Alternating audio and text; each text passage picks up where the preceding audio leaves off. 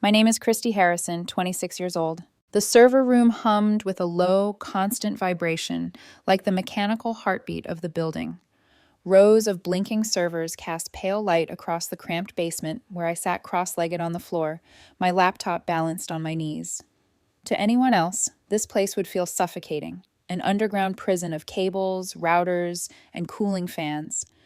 But to me, it was a sanctuary, the one corner of Harrison Financial Group where no one noticed me unless something was broken. My family called it playing with computers. I called it keeping the entire company alive. Without me, the glass-walled offices upstairs, the empire my father, brother, and sister paraded through daily, would collapse into chaos. Through the ceiling above, I could hear footsteps, muffled conversations, the clink of expensive shoes on marble floors. My father's corner office was directly overhead. David, my older brother, had his own suite a few doors down, a vice president's kingdom with a view of the skyline. My sister Catherine's strategy department was nearby, where she plotted expansions and mergers as if she were some visionary architect. And me? I kept their machines breathing, their systems intact, their embarrassing mistakes erased before clients could notice.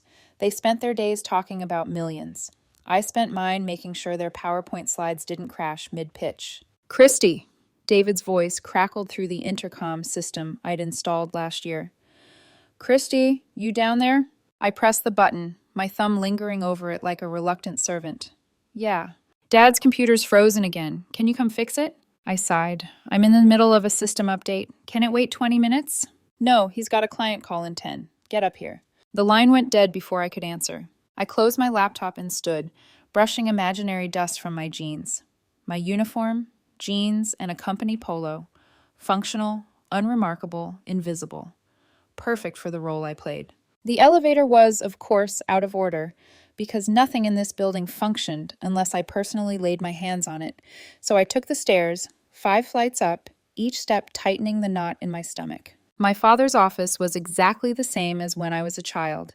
Heavy oak desk, leather chairs, walls crowded with framed photos of him, shaking hands with senators, CEOs, anyone important enough to validate his success. He didn't look up when I entered, just waved impatiently at his computer while barking into his phone. I circled behind his desk, glanced at the screen. Not frozen, just an error message. He'd tried to open a document with software he himself had uninstalled last month despite my warnings. I fixed it in 40 seconds flat. All set, I said softly. He gave a curt nod, still on the phone, not even sparing me a glance. I left without another word, the sting of invisibility clinging to me like static. In the hallway, I nearly collided with Catherine. She didn't apologize. She never did. Instead, she shoved her tablet into my hands. Oh, good, you're here. This thing isn't syncing with my email. I have a presentation in an hour. I looked at the screen. The problem was obvious. She'd disabled Cloud Sync to save battery, then forgot. 30 seconds later, I handed it back. Fixed. Finally. I've been dealing with this for 2 days. She was already typing furiously as she walked away. Oh, and Christy? Don't schedule any system maintenance tomorrow afternoon. The shareholders' meeting is at 2. Everything needs to be flawless, and maybe dress nicer than that. We'll have important people in the building. She disappeared around the corner before I could respond. I stood there, laptop under my arm, still wearing the same faded jeans I always wore. Tomorrow's meeting, their moment of triumph. Their grand performance before the board, where they'd flaunt strategies and charts and expansion plans, all about the future of Harrison Financial Group.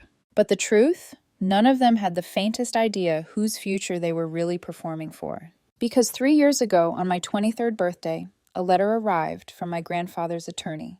A letter that revealed the secret I'd kept locked in my chest ever since. While my father and siblings inherited the company's structure, reputation, and client lists, the assets, the $500 million portfolio they thought they commanded, belonged to me. Legally, quietly, entirely. And tomorrow, when they tried to gamble $200 million on my brother's high-risk dream fund, they'd discover the truth. They'd need my approval. They just didn't know it yet. The morning of the shareholders' meeting, I arrived at the office before sunrise. The building was still, humming faintly with the whir of air vents and the occasional click of a motion sensor light turning on as I moved down the hall. Most people dreaded this meeting, the scrutiny, the numbers, the judgments of powerful strangers. But for me, today was different. I wasn't nervous, I was waiting. By 6 a.m., I had checked every projector, router, and microphone. The conference software was running flawlessly. Even the backup generator hummed like a well-trained guard dog, just in case. I wasn't about to let a single technical glitch distract from what was coming. At 7:30, David breezed into the conference room. Expensive suit, perfect hair, the cocky stride of someone who believed the world had been designed as his stage. He saw me hunched over the AV rack and smirked. "What are you doing here so early?" "Making sure your presentation doesn't collapse in the middle of your big speech." "Good." He set his coffee down, opened his laptop, then turned it toward me. "While you're at it, fix this. My modeling software keeps spitting out error messages." I scanned the spreadsheet. The problem jumped out instantly. "You're trying to project 20-year returns on a fund that's only existed for 6 months. The system doesn't have enough data to give reliable numbers." "Can you make it work anyway?"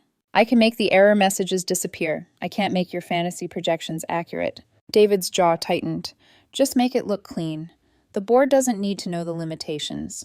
They want vision, innovation, not statistics." I stared at him, the urge to laugh caught in my throat. "You're presenting unreliable data to convince them to gamble $200 million. I'm presenting the future, Christy, something you wouldn't understand." I didn't argue. I simply silenced the error messages and handed the laptop back. If he wanted to dress up reckless guesses as vision, let him. I knew what was coming. By 2 o'clock, the conference room was filled.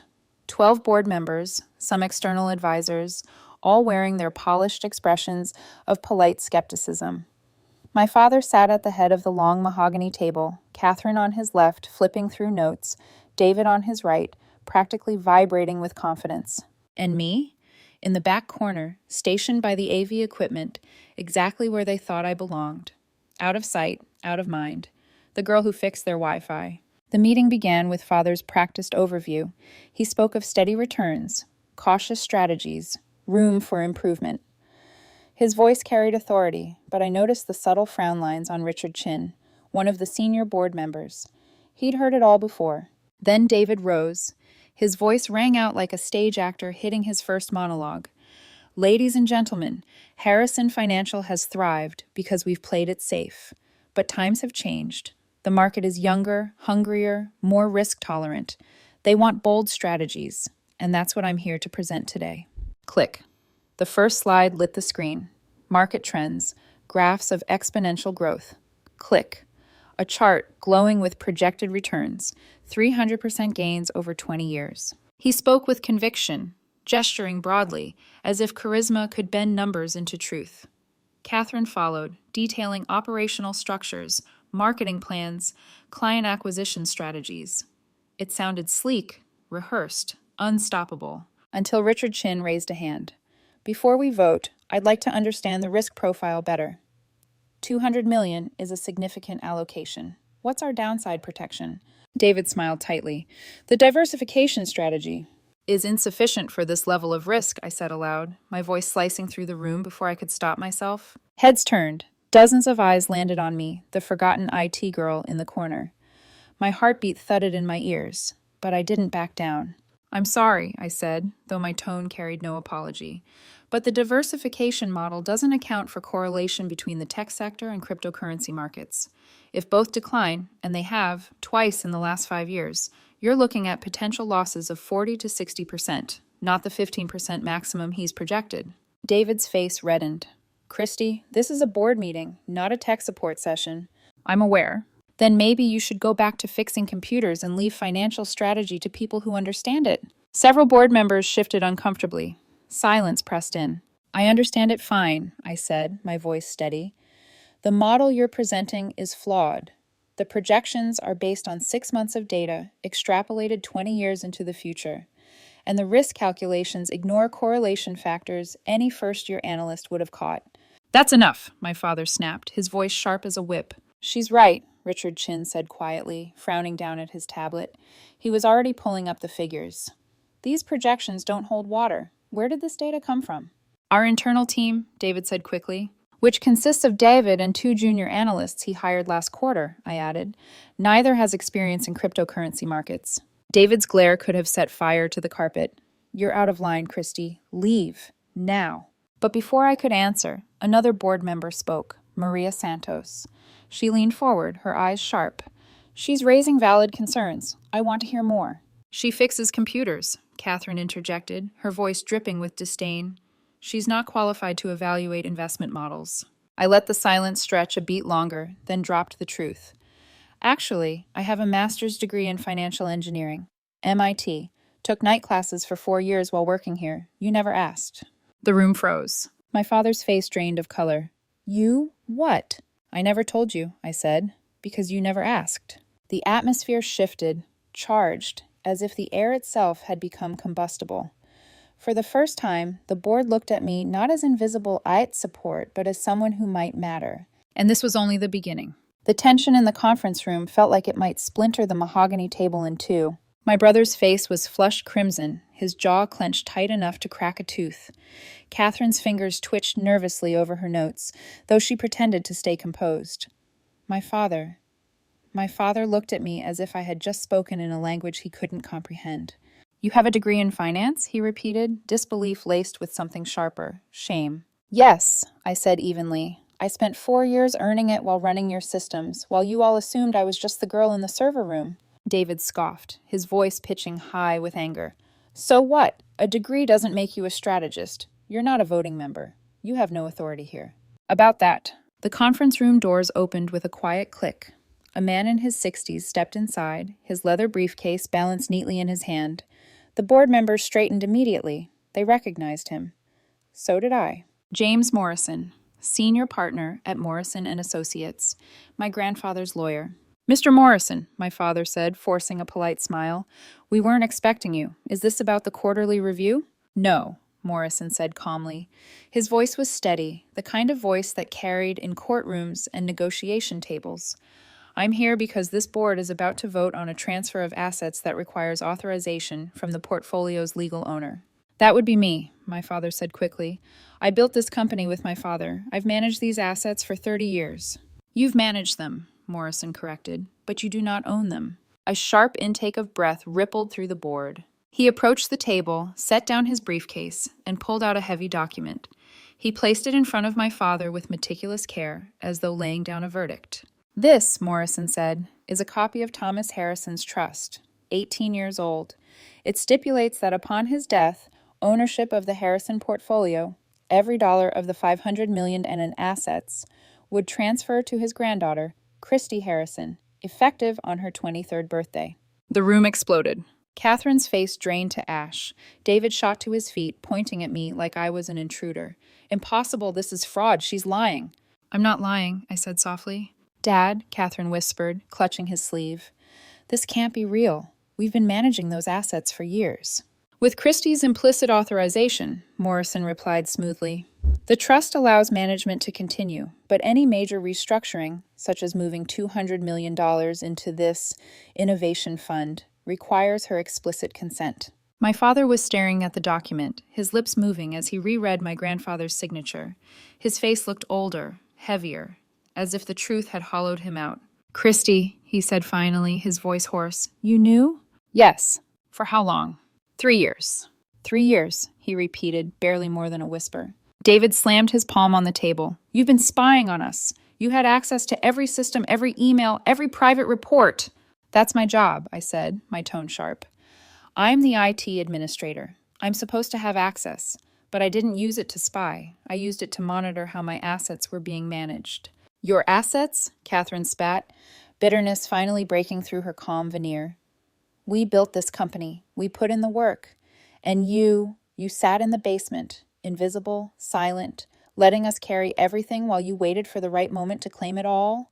I met her eyes. "I didn't wait. I prepared. There's a difference." "You've humiliated us," David said, his voice cracking with rage. "You've made us look like fools in front of the board." "No," I replied. "You did that yourselves, by gambling with money that doesn't belong to you." A beat of silence. Then Richard Chin cleared his throat, his eyes fixed on the trust document. "She's right. Legally, these assets are hers, which means this proposal cannot move forward without her approval." I reject it, I said firmly, my voice carrying across the table. The diversification is flawed, the projections unreliable. I won't allow 200 million of my portfolio to be thrown into a pit of speculation. The board murmured in agreement. Maria Santos leaned back, studying me with newfound respect. David's face twisted. This is insane. You can't just walk in and veto everything. I won't accept it. I'll challenge the trust in court. You'll lose, Morrison said flatly. Thomas Harrison anticipated challenges. This trust was reviewed by 4 separate firms. It is airtight. My father finally spoke, his voice low, brittle. Thomas, my father did this.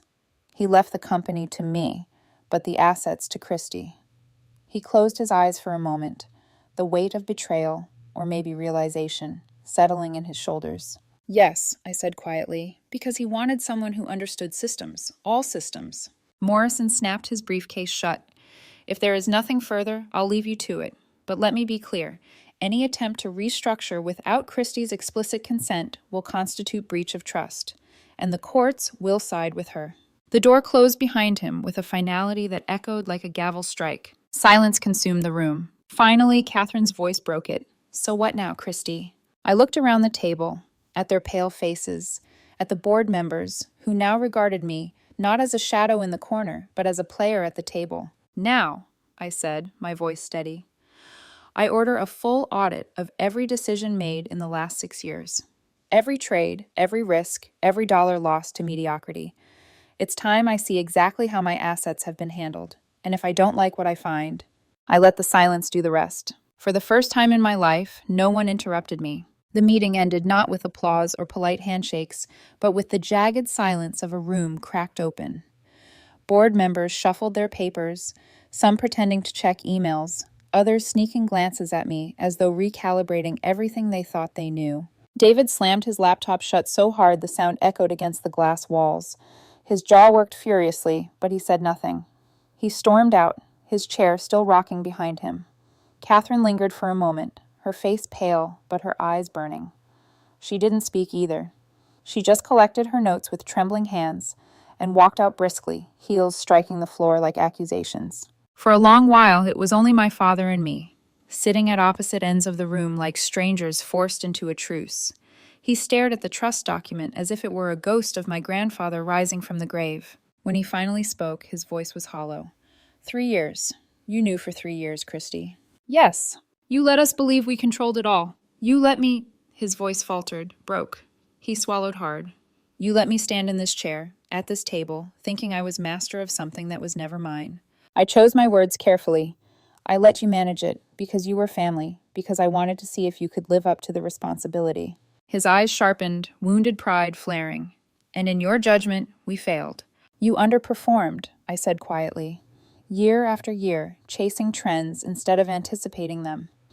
You let ambition and ego outweigh caution. That's not failure, but it isn't stewardship either. He stared at me, then laughed bitterly. You sound just like him, your grandfather. Calculating, cold. Strategic, I corrected, not cold, prepared. The words lingered between us like smoke after a fire. By the time I left the conference room, the board members had already dispersed. Whispers trailed me down the hall, voices lowered, names murmured. My name. Not Christie the IT girl, not Christie the ghost in the basement. Christie Harrison, the owner. When I descended back into the server room that night, the humming of the machines felt different, like a farewell song. For years, this had been my refuge, my hiding place, the womb of invisibility where no one looked for me. Now it felt smaller, almost childlike, compared to the storm I had unleashed upstairs. My phone buzzed. Messages. Richard Chin. Impressive. Let's schedule a meeting next week about the audit. Maria Santos. That took courage. Your grandfather would be proud. And from my wealth manager, saw the news, ready to proceed when you are. Each one a confirmation. Each one a chain locking me tighter to what came next. The next morning, a note waited for me, taped to the server room door in neat HR handwriting. Christie, please come to the executive floor. We've prepared an office for you. Jennifer, HR. I climbed the 5 flights of stairs, passing the glass walls where my family once looked down on me, like an afterthought. Jennifer met me in the hallway, nervous smile plastered on her face. We've set up the corner office, she said. Windows, proper furniture, Everything you'll need. Mr. Chin called earlier and said you'd be taking a more active role. Thank you, I said. She hesitated. Also, David and Catherine. They both submitted resignations last night. I froze. Both of them? Yes. David's was terse. Catherine's was longer. She said working under her younger sister would be too humiliating. I let the words settle. Part of me expected anger, part of me expected sadness. Instead, all I felt was inevitability. I see, I murmured. And your father, Jennifer added, he's still here. He asked if you'd meet with him. When I entered the office, they'd prepared for me. Sunlight poured through floor-to-ceiling windows. A polished mahogany desk, leather chairs, the kind of room that screamed authority. It should have felt like victory. Instead, it felt like stepping into someone else's life. I placed my laptop on the desk, the same battered machine I'd carried into the basement every day for years. Against the backdrop of luxury, it looked almost defiant, as if reminding me who I really was. A knock on the door. My father. He didn't wait for me to invite him in. He walked to the window, staring at the skyline. David and Catherine quit, he said flatly. I know. They're humiliated. Furious. David's already talking to lawyers about challenging the trust. It won't work, but he'll try. I expected as much. He turned to face me. There was no fire in his eyes now, only exhaustion. So what happens to me, Christy? Do I resign too, or do you plan to fire me? The word lodged between us like a blade. I took a slow breath. I want you to do what you've always done best. Maintain client relationships, protect the firm's reputation, keep operations steady. But portfolio management, investment strategy, that passes through me now. If you can accept that, we work together. If not, I'll find someone who can. His mouth twisted. You'd fire your own father? I'd fire poor management, family or not. For a long time, he didn't answer. He just stared at me, as if searching for traces of the daughter he thought he knew. Perhaps he saw her ghost flicker in my eyes. Perhaps he realized she was gone. When he left, the office felt heavier, quieter. I looked at the city through the glass. The skyline glittered in the evening sun, beautiful and cold. For the first time in years, I wasn't invisible, and it terrified me. The first week in my new office felt like stepping onto a stage I'd rehearsed for years, but never thought I'd actually stand on. Every morning, sunlight bled through the wide glass windows, casting the city in gold. And every morning, I sat at that polished mahogany desk with my scarred, sticker-covered laptop, an artifact of the basement, like a quiet rebellion against the gleaming surface it rested on. I wasted no time. The audit I'd announced in the boardroom was already underway. An external firm began combing through 6 years of data, trades, returns, risk assessments, client portfolios. I wanted every crack exposed, every misstep illuminated. Meanwhile, I started building my team. 6 analysts, 2 portfolio managers, a chief risk officer with a reputation for shredding weak proposals. They didn't arrive with fanfare. They arrived with resumes that whispered precision, experience, and an ability to see what others overlooked. People like me. David didn't return. His resignation had been short, furious. Word spread quickly that he'd joined a rival firm. I heard whispers he was pitching his so-called innovation fund there too. The thought didn't anger me. It almost made me laugh. If he wanted to gamble his new employer's money, let him. Quiet revenge sometimes meant simply letting people fail on their own. Catherine, however, surprised me. 2 months later, she returned. Not with arrogance, but with a brittle humility that made her words sound forced. She stood in my office doorway, her posture stiff. I was unprofessional, she said flatly, and I regret it. If there's still a place for me here, I'd like to work in client relations. I studied her face, the careful mask she wore. I knew she hadn't come crawling back out of sisterly affection. She'd come back because power had shifted and she wanted to survive. Still, there was honesty in her request. Catherine had always been sharp, charismatic, sometimes too sharp for her own good, but those skills could be useful in the right lane. Client relations, I said slowly. Yes, you'll report directly to me. A flicker of resentment crossed her features, but she swallowed it. Understood. My father stayed. He adjusted to his diminished role with a mixture of bitterness and reluctant acceptance. He still wore the aura of the CEO. His handshakes, his phone calls, his presence reassured clients who cared more about trust than numbers.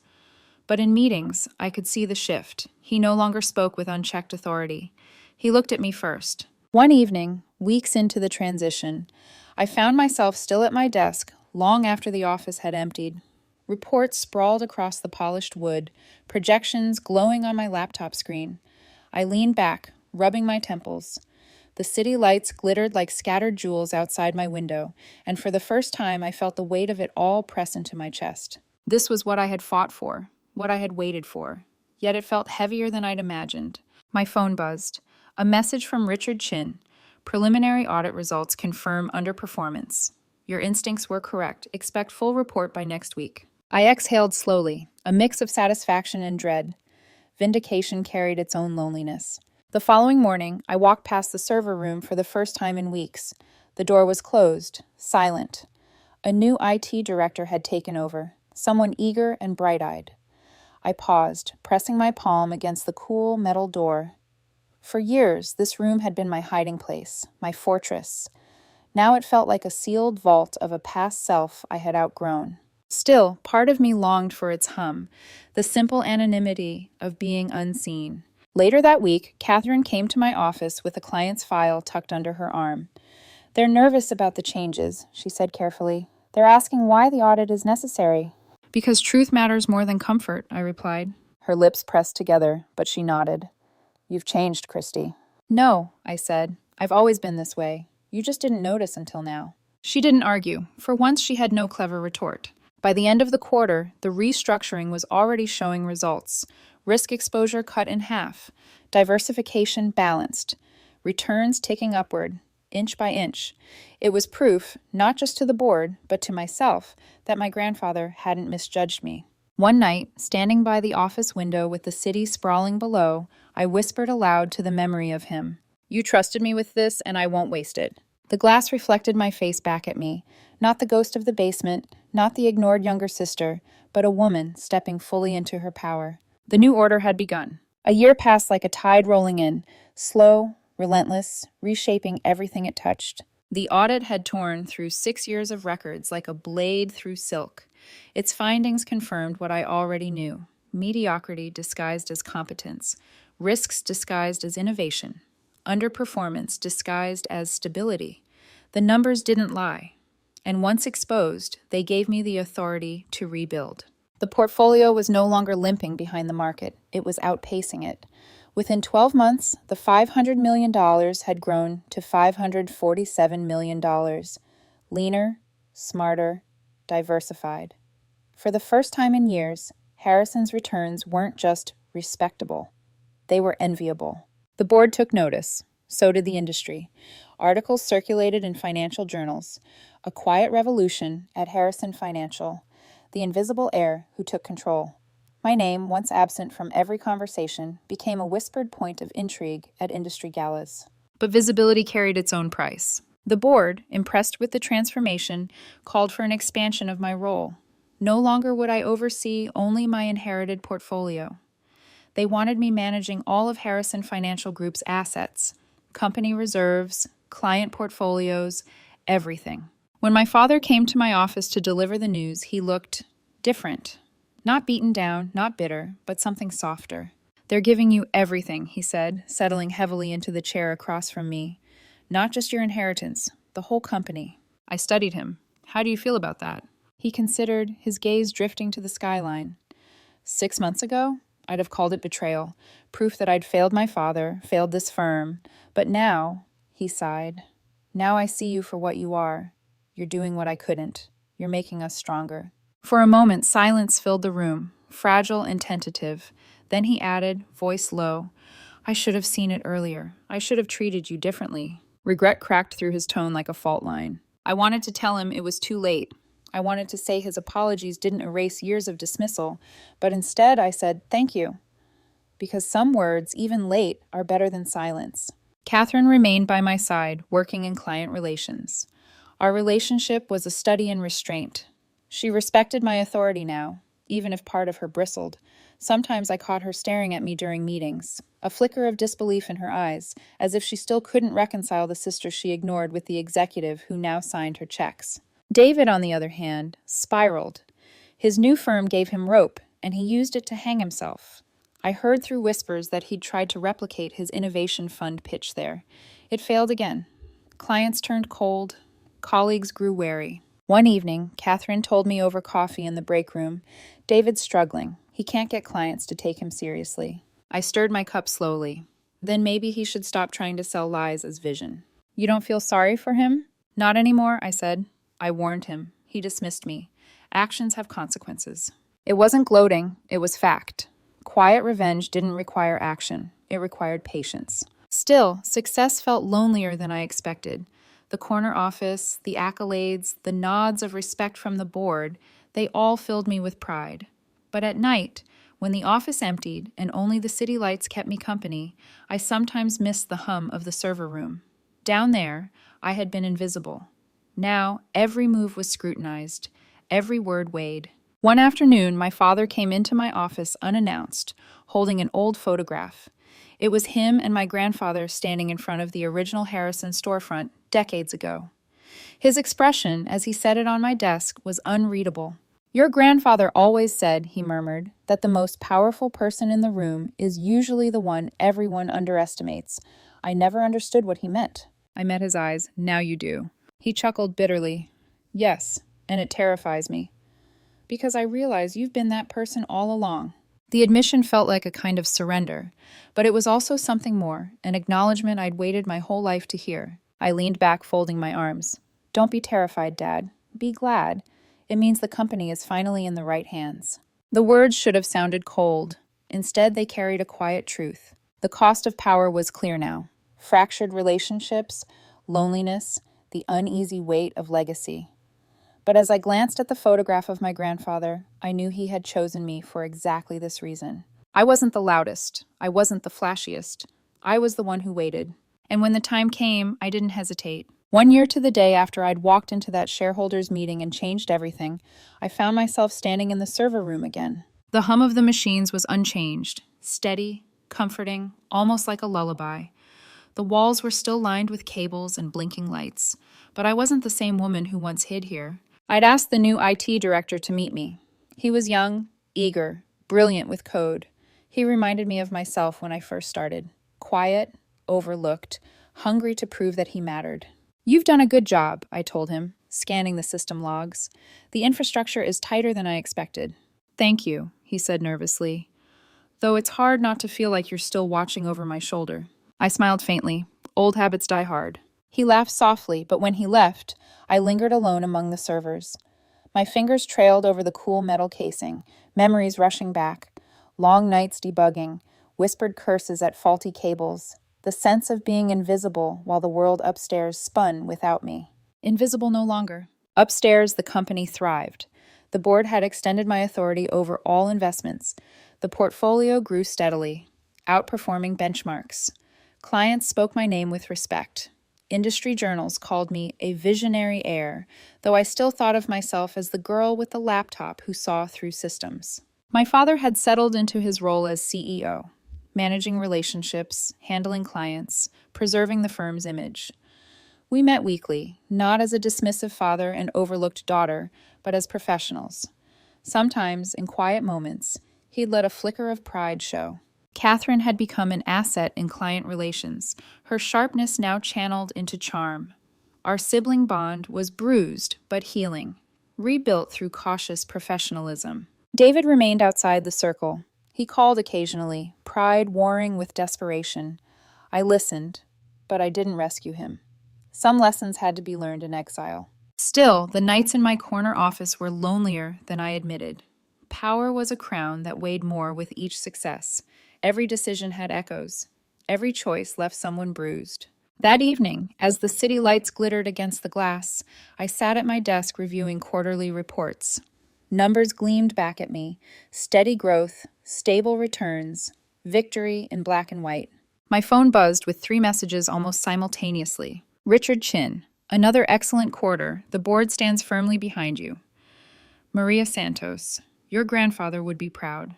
And from my father, dinner tomorrow? Just us. It's time we talked as family again. For the first time in years, I let myself breathe, slow and deep. I rose, crossed the office, and pressed my palm against the window. The skyline stretched endlessly, pulsing with possibility. 3 years in the basement, 1 year in the corner office, and finally, everything was where it needed to be. Because I had learned the truth my grandfather always whispered through his letters. The most powerful person in the room is not the one who speaks the loudest. It's the one who sees the systems, who waits, who listens, the one everyone underestimates until it's too late. And I had become that person. The systems master,